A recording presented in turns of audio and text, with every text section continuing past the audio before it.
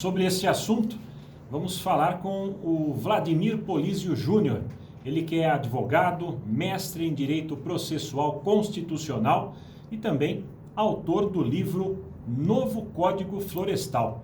Novo Código Florestal que inclusive trata aí, comenta aí o Código Florestal, comenta artigo por artigo anotado e comparado com o Código Florestal anterior, que era de 1965. Dr. Vladimir Polizio, muito bom dia, prazer tê-lo aqui na Rádio Cidade. Bom dia, Júnior, é um prazer imenso estar aqui, bom dia a toda a equipe da Rádio Cidade e bom dia especial a você, ouvinte do programa A Voz da Cidade.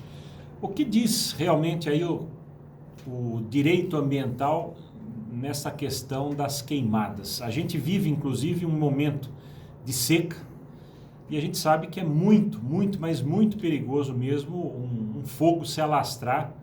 Ontem mesmo tivemos aí na região ali de Várzea Paulista, me fugiu agora o nome do bairro ali, nós tivemos um fogo até um pouco grande ali, e a gente vê muita gente, parece que se aproveita dessa época de seca para colocar o fogo ali no seu terreninho e tal, para não ter que cortar o mato, porque cortar o mato custa caro.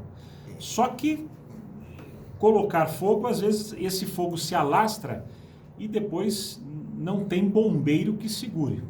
Colocar fogo é ruim, é algo que prejudica bastante. Sem contar a questão do meio ambiente. Sim, né? Sim. O meio ambiente é prejudicado bastante. A fumaça faz um mal imenso para todos os seres vivos e para os humanos especialmente, não só para os animais, aves, enfim, cães, gatos, animais da flora, da fauna, enfim. Veja, o fogo, os índios colocavam aquela coisa antigamente e tal, mas isso daí foi evoluindo. Teve uma evolução com relação às queimadas e hoje em dia existem outras técnicas na zona rural de você conseguir acesso à plantação sem efetuar queimada. Na zona urbana, quando isso acontece, é um problema muito grave, porque, por um lado, a gente vê bastante, as estradas ficam prejudicadas, a visibilidade fica difícil, crianças sofrem por conta da fumaça, os animais sofrem, enfim, todo mundo é prejudicado. O que tem sido feito com relação às fumaças é que alguns municípios estabelecem penalidades, multas elevadas, no caso de fumaça na área urbana ou mesmo na área rural. Isso é importante. Me parece que quando se mexe no bolso da pessoa, isso acaba inibindo um comportamento ruim. Porque quando falta o bom senso, porque se houvesse bom senso as pessoas não fariam esse tipo de comportamento, não teriam esse tipo de ação, de colocar fogo em mato, porque mesmo que seja um terreno pequenininho, a minha área é pequena, eu vou só colocar fogo nesse mato aqui para não gastar alguém para roçar. Isso é ruim, isso é muito nefasto, porque primeiro, o fogo pode se alastrar, pode atingir outras propriedades, e a fumaça pode causar um dano muito sério, correndo até risco de levar à morte algumas pessoas, além dos animais, como eu disse antes. Dr. Vladimir, a questão das queimadas também, ela acaba colocando em risco, né, as pessoas, e a gente sabe que quem coloca fogo no mato, né, nas matas aí, incorre no crime ambiental. O que diz aí o nosso código ambiental aí, o código penal em relação a isso? Essa pessoa vai presa? Quanto tempo, qual é a pena para essas pessoas que...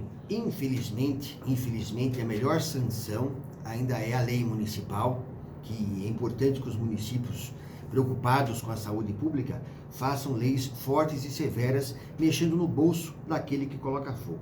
Porque a lei federal, infelizmente, tem uma pena muito baixa. Por exemplo, o Código Florestal estabelece, no artigo 38, que o fogo é proibido, salvo algumas exceções. Mas o fogo em geral é proibido. E remete à lei de crimes ambientais, a punição, a quantidade de pena daquele que coloca fogo, daquele que agride o meio ambiente com esse tipo de comportamento. Então, o artigo 41 da Lei de Crimes Ambientais estabelece que aquele que coloca fogo pode ser condenado à pena de reclusão mais multa, reclusão de 2 a 4 anos.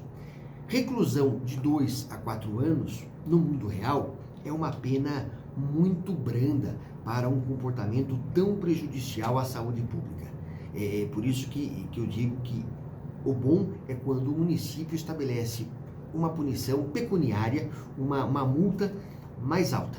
Porque no mundo real, infelizmente, existem algumas leis penais de natureza penal com punições severas. Existem outras que são mais brandas, de forma indevida. Não existe às vezes falta um equilíbrio entre aquilo que está sendo protegido pela lei penal e a quantidade de pena. Porque você imaginar que uma queimada, qualquer que seja, pode ocasionar uma pena de reclusão de no máximo 4 anos, e quem trabalha com direito sabe que todo aquele que for condenado a uma pena máxima, e é muito difícil uma pessoa que seja condenada à pena máxima, a gente sabe que aquele que for condenado à pena máxima, se for sem passagem, se não tiver reincidência, ele vai começar a cumprir a pena no regime aberto.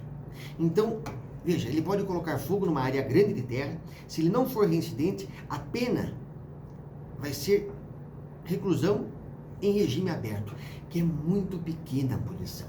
Por isso, a importância de que existam multas severas, multas fortes, multas amplas, multas que mexam no bolso e façam com que, se a pessoa não aprende o respeito ao meio ambiente, o respeito às pessoas, naturalmente, ele aprende pelo bolso.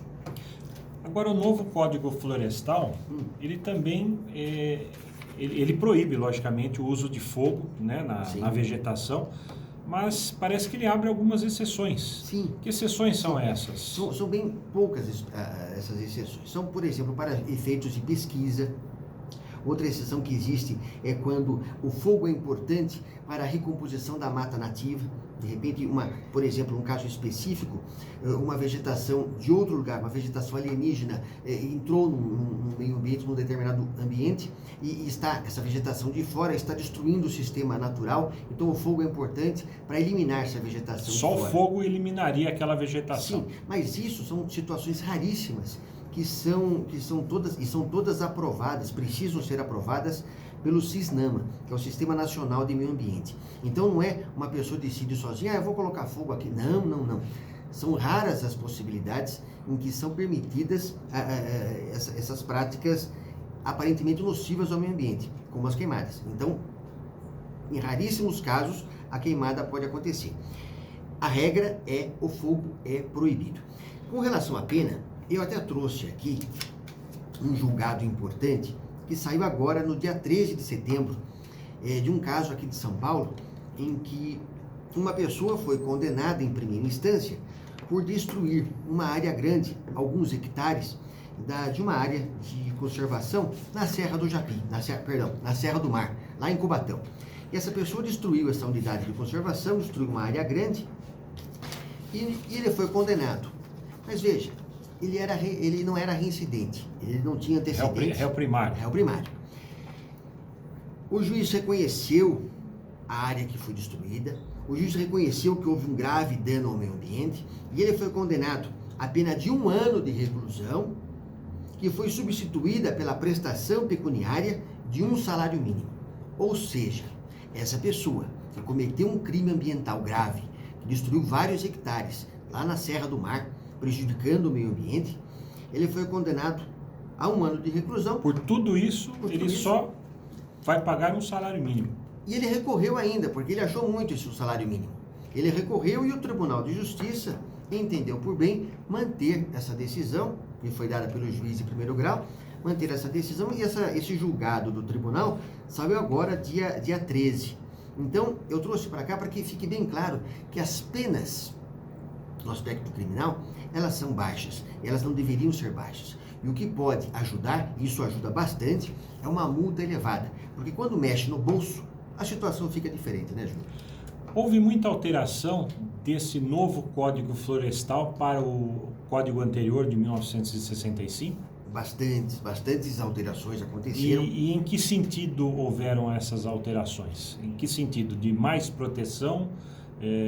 No sentido de desburocratizar? Qual a linha que seguiu esse novo Código Florestal? Com relação à área protegida, isso teve uma alteração significativa, e vários grupos ambientais entenderam que o novo código ele poderia ter sido diferente.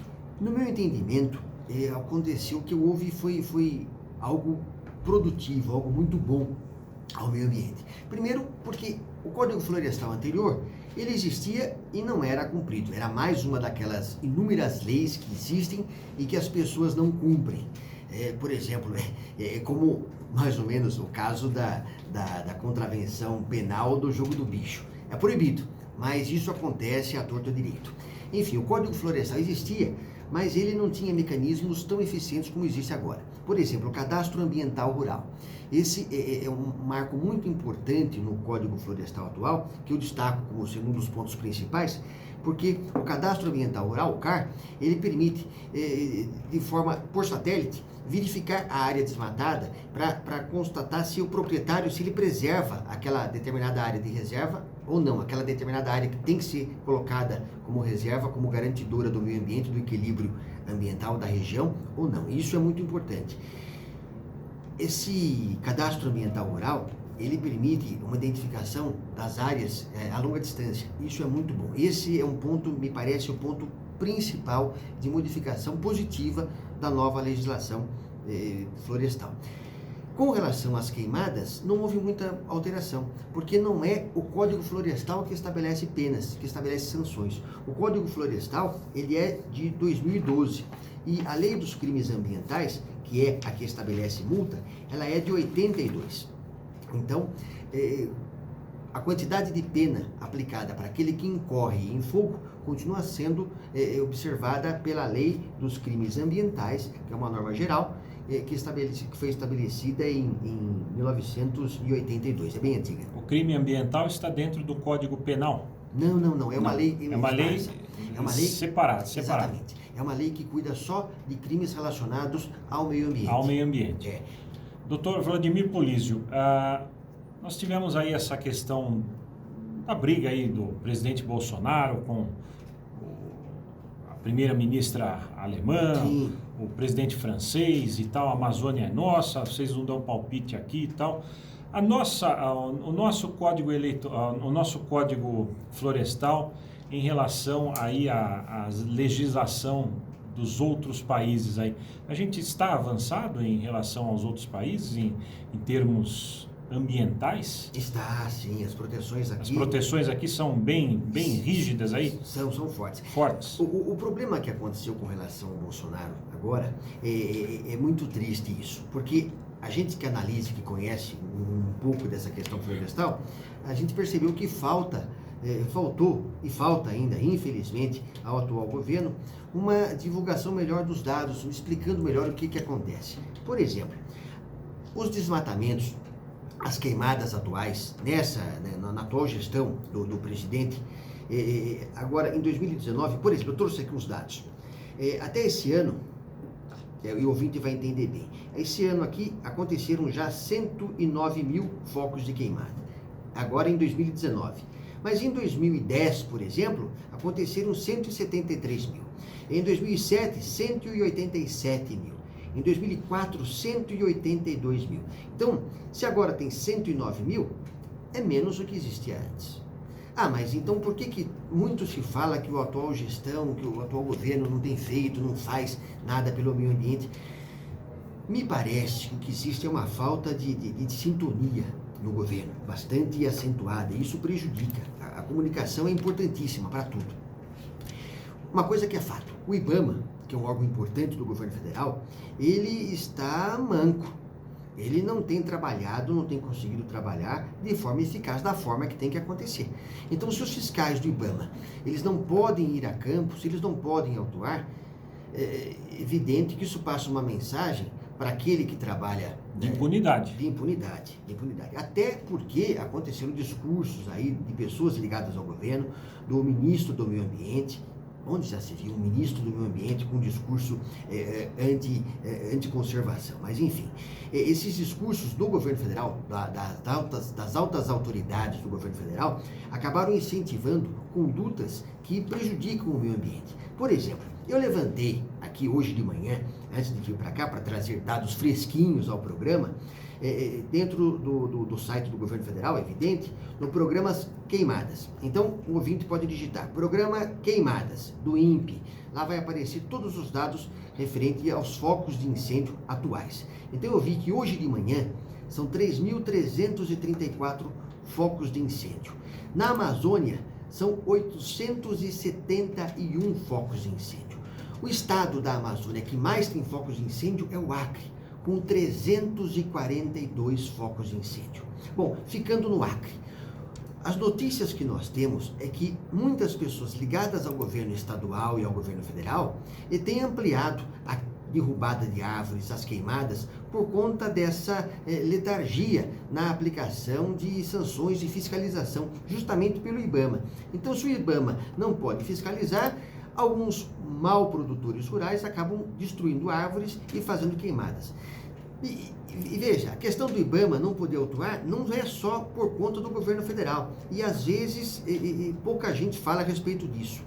No Dia do Fogo, que foi bastante divulgado recentemente, no dia 12 de agosto, em que foi propagado na internet que as pessoas deviam colocar fogo nas matas, o IBAMA, no Pará, ele não pôde atuar, ele não pôde sair do seu prédio.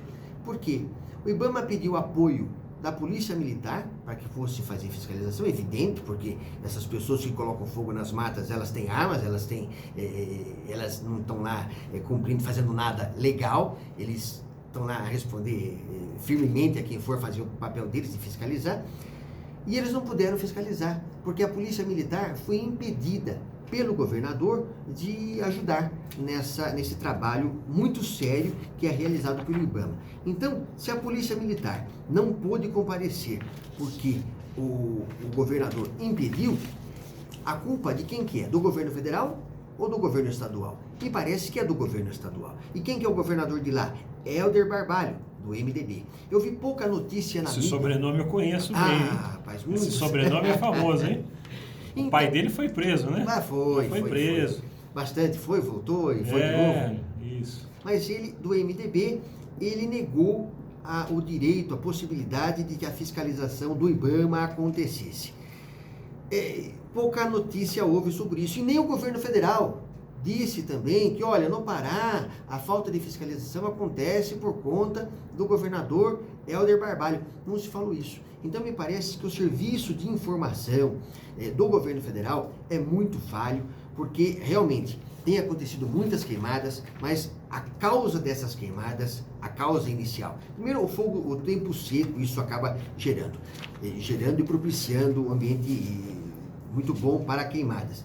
E a falta de fiscalização, principalmente do IBAMA, que não tem chefe em 15 estados, infelizmente, ainda não foram nomeados supervisores em 15 unidades da federação. Outros estados, como o Pará, por exemplo, que os fiscais são impedidos de ir a campo porque não tem apoio de segurança, porque o governador impede que policiais militares acompanhem esses fiscais em suas trajetórias. Enfim, essas condutas do governo federal acabam gerando para a população, essa falta de informação também, acabam gerando na população a percepção de que o governo federal é o responsável por tudo. E não é, na verdade não é. Falta bom senso aí de bastante gente. Estamos conversando com o Dr. Vladimir Polísio Júnior, ele que é autor do livro Novo Código Florestal. Dr. Vladimir, nosso tempo já terminou, infelizmente.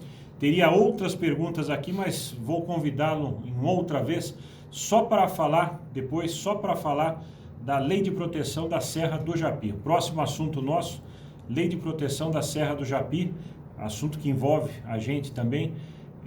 Foi aprovada em 2017 uma lei que congela aí a Serra do Japi e amplia em 10 anos a proibição dos procedimentos administrativos para fins imobiliários no território da gestão da Serra do Japi. Isso daí protege a nossa serra um pouquinho, né, doutor? Deveria proteger melhor.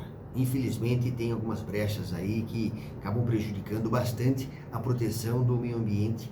E isso prejudica não só Jundiaí, não só as cidades do entorno, mas prejudica todo o estado de São Paulo, todo o país.